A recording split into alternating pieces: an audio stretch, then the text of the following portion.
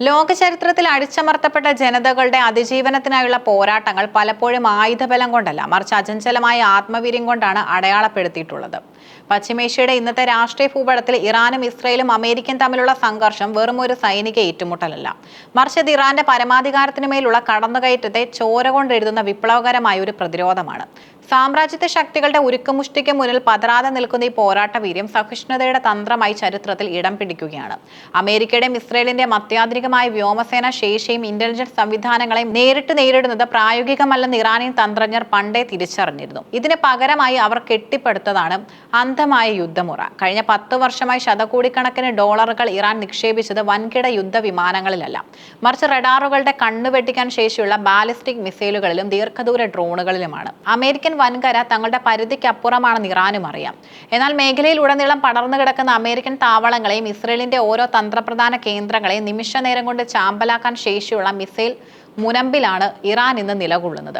നൂറുകണക്കിന് ഡ്രോണുകൾ ഒരേ സമയം വിക്ഷേപിക്കുന്ന സ്വാം അറ്റാക്ക് രീതിയിലുള്ള ശത്രുവിന്റെ പ്രതിരോധത്തെ ഇറാൻ ശ്വാസം മുട്ടിക്കുന്നു. ഇത് കേവലം ഒരു സൈനിക നാശനഷ്ടമല്ല, മറിച്ച് ശത്രുപാളയത്തിൽ മാറ്റാനാവാത്ത സൈനിക ഭീതിയാണ് സൃഷ്ടിക്കുന്നത്. ഇറാന്റെ പ്രതിരോധ തന്ത്രങ്ങളിലെ ഏറ്റവും മാരകമായ വശം അവരുടെ സാമ്പത്തിക നയതന്ത്രമാണ്. അമേരിക്കയും ഇസ്രയേലും തങ്ങളുടെ അഭിമാനമായി ഉയർത്തിക്കാട്ടുന്ന കോടിക്കണക്കിന് ഡോളർ വിലമതിക്കുന്ന ഇന്റർസെപ്റ്റർ മിസൈലുകൾ ഉപയോഗിച്ച് തകർക്കുന്നത് ഇറാന്റെ വെറും 5000-ഓ 10,000-ഓ ഡോളർ മാത്രം ചിലവുള്ള വൺ വേ ആത്മഹത്യാ ഡ്രോണുകളെയാണ്. $1,00,000 പോലും തികച്ചും ചിലവില്ലാത്ത ഇറാന്റെ ഡ്രോൺ വ്യൂഹങ്ങളെ നേരിടാൻ ശത്രുക്കൾക്ക് ഓരോ രാത്രിയും കോടിക്കണക്കിന് ഡോളറുകൾ ഒഴുക്കേണ്ടി വരുന്നു. ഈ നീണ്ടു നിൽക്കുന്ന സംഘർഷം ശത്രുരാജ്യങ്ങളുടെ ഖജനാവിനെ സാമ്പത്തികമായി ചോർത്തുകയും അവരുടെ ഉയർന്ന മൂല്യമുള്ള പ്രതിരോധ ആസ്തികളെ പാപ്പരാക്കുകയും ചെയ്യുന്നു. സൈനികമായി നേരിടുന്നതിനേക്കാൾ വലിയ പ്രഹരമാണ് സാമ്പത്തികമായുള്ള ഈ തളർത്തൽ ശത്രുപാളയത്തിൽ സൃഷ്ടിക്കുന്നത്. സാമ്രാജ്യത്വത്തിന്റെ അഹങ്കാരത്തെ അവരുടെ തന്നെ സാമ്പത്തിക അടിത്തറ ഇളക്കി നേരിടുക എന്ന ഇറാന്റെ ഈ പോരാട്ട വീര്യം ലോക ചരിത്രത്തിലെ തന്നെ സമാനതകളില്ലാത്ത പ്രതിരോധമായി മാറുകയാണ്.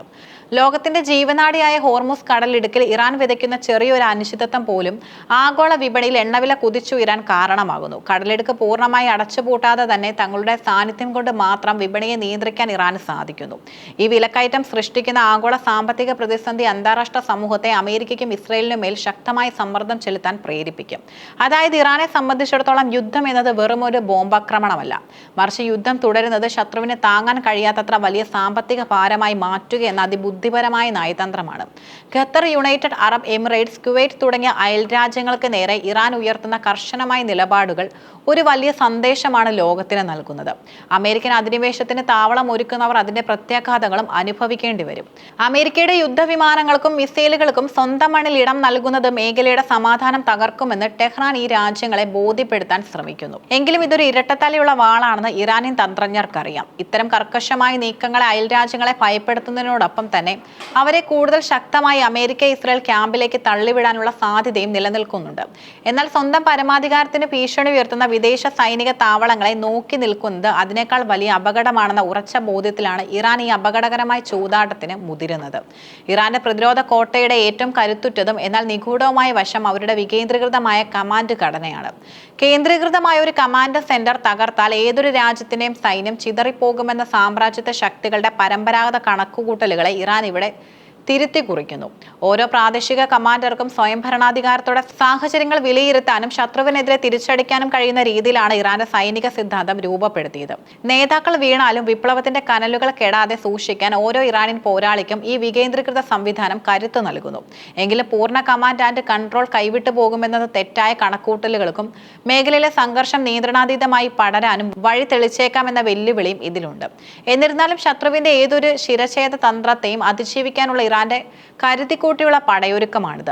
ആത്യന്തികമായ യുദ്ധം ഇറാന് കേവലം ഒരു സൈനിക പോരാട്ടമല്ല, മറിച്ച് ചരിത്രപരമായ ഒരു അതിജീവന പരീക്ഷയാണ്.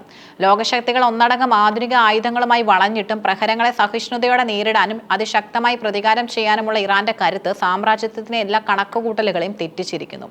ശത്രുക്കൾ വേദനയും ഭീമമായ സാമ്പത്തിക ബാധ്യതയും സഹിക്കാൻ തയ്യാറാകുന്നതിനേക്കാൾ കൂടുതൽ കാലം പിടിച്ചു നിൽക്കാൻ തങ്ങൾക്ക് കഴിയുമെന്ന ഉറച്ച വിശ്വാസത്തിലാണ് ഇറാൻ ഇന്ന് നിലകൊള്ളുന്നത്. ഈ പോരാട്ടത്തിൽ ഇസ്ലാമിക് റിപ്പബ്ലിക് ലോകത്തെ അത്ഭുതപ്പെടുത്തുന്ന വമ്പൻ വിജയങ്ങളൊന്നും ആവശ്യമില്ല, മറിച്ച് സ്വന്തം മണ്ണിൽ അചഞ്ചലമായി ഉറച്ചു നിൽക്കാനുള്ള ആത്മവീര്യം മാത്രം മതി. സാമ്രാജ്യത്വത്തിന്റെ ഉരുക്കുമുഷ്ടിക്ക് മുന്നിൽ പതറാതെ നിൽക്കുന്ന നിശ്ചയദാർഢ്യത്തിന് മുന്നിൽ ലോകത്തെ ഏറ്റവും വലിയ സൈനിക ശക്തികൾ പോലും ഇന്ന് പകച്ചു നിൽക്കുകയാണ്. ഇറാന്റെ ഈ പോരാട്ടം വരും തലമുറകൾക്ക് അടിച്ചമർത്തലുകൾക്കെതിരെയുള്ള അതിജീവനത്തിന്റെ പാഠപുസ്തകമായി മാറുമെന്നതിൽ സംശയമില്ല. സാമ്രാജ്യത്വ ശക്തികളുടെ തന്ത്രങ്ങളെ അവയുടെ തന്നെ സാമ്പത്തിക അടിത്തറ ഉപയോഗിച്ച് നേരിടുന്ന ഇറാന്റെ ശൈലി ആഗോള രാഷ്ട്രീയത്തിൽ പുതിയൊരു വിപ്ലവമാണ്. ആയുധത്തെക്കാൾ ആത്മവീര്യമാണ് പ്രാധാന്യം നൽകുന്ന ഈ പോരാട്ടം പശ്ചിമേഷ്യയുടെ ഭാവി നിർണ്ണയിക്കുന്നതിൽ നിർണായകമാകും.